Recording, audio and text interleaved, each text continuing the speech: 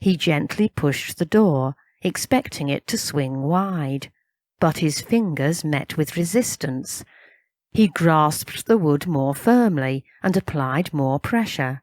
Still the door refused to move. There was something behind it, something soft but resilient.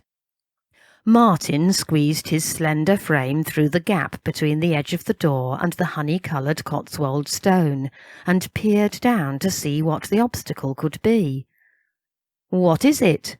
Paula called through the crack, hearing Martin's sharp intake of breath as he recognised the object that lay at his feet. "What have you found?" "You're not going to believe this," Martin replied in a strange, shocked voice. "It's a body. One of the gardeners, I think, judging by what he's wearing." "Dead?" queried Paula. "Or has he just fainted, do you think? Or a fit or a stroke, maybe?" "No, he's dead all right," Martin answered decisively. "There's too much blood about. And—" He bent down and gingerly touched the man's face. "He's quite cold. I think he's probably been here all night." "Let me see," Paula said, pushing her way through the narrow aperture. Martin moved a little further into the garden to make room for her to stand next to him, staring down at the mysterious corpse. It was a man. Martin guessed that he must be over 60, maybe more like 70 or 80, but perhaps he looked older because he was dead. Martin's experience of dead bodies was limited, non-existent in fact.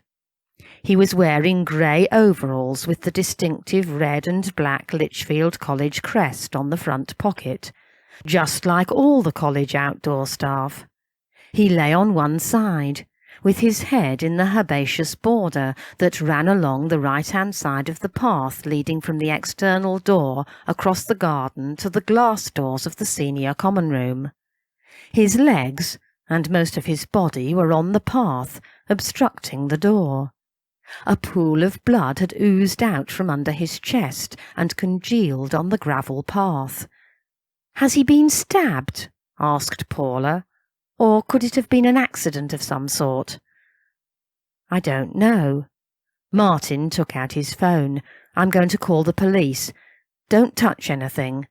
At least—" He hesitated. "Better close the door. We don't want anyone else wandering in."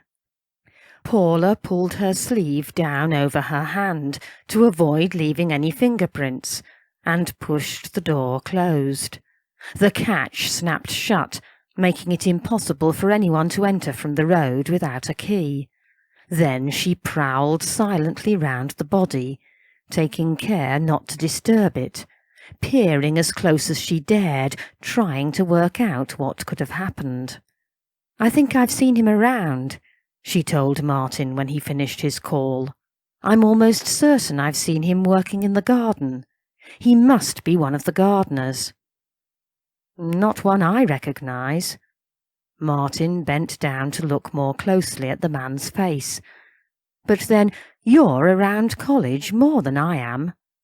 I'd better ring the master and let him know about this," he added, turning to his phone again. "And the porters, or they'll have a fit when the police turn up. We might as well go through to the porter's lodge and tell them in person," Paula pointed out as Martin concluded his call to the college principal. "We can wait there for the police and then show them through to the garden."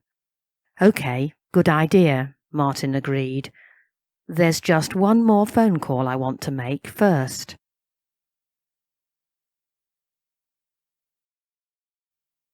A secret gardener?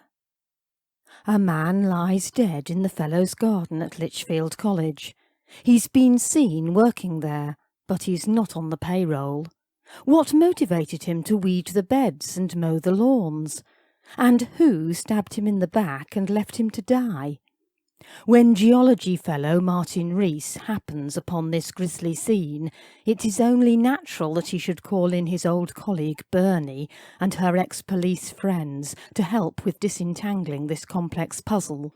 And it's not long before the official police inquiry is calling on their services too, when this case turns out to have its roots deep in the past.